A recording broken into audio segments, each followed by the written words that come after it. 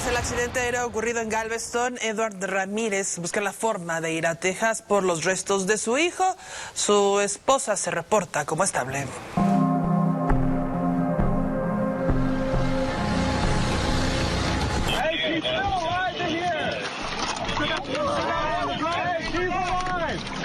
Edward Ramírez, padre de Federico, el menor de 2 años que falleció en el accidente aéreo en Galveston, Texas, cuando era trasladado al hospital Shriners, obtuvo una visa humanitaria para poder identificar y recibir el cuerpo del pequeño.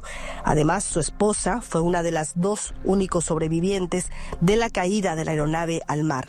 Recibió la visa en las oficinas de la Secretaría de Relaciones Exteriores en Campeche, luego de reunirse con autoridades estatales para solicitar su apoyo.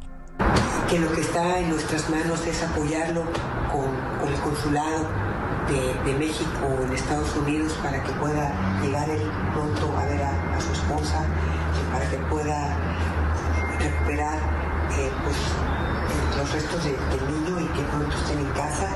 El alcalde de Escárcega, de donde es originaria la familia, informó que Julia Cruz Vera, madre del menor, se encuentra estable. Está estable. Fuera de peligro. Fuera de peligro. Hasta lo sabemos. Esperemos en Dios que salga bien.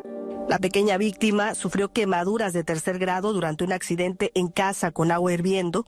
Con apoyo de la Fundación Micho y Mau, fue trasladado para recibir atención especializada en Estados Unidos.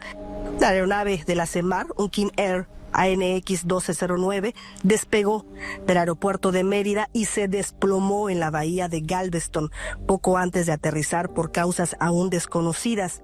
En ella viajaban 4 marinos y 4 civiles.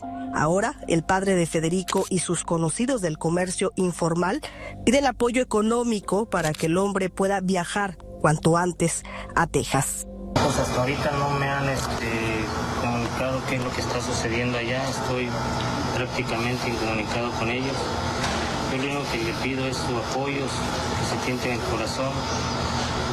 No nada más a mí me ha pasado esto, a muchas personas.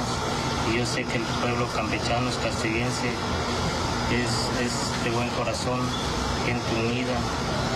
Es lo único que les pido, que me apoyen. Desde Campeche, Ana Rosa Morales.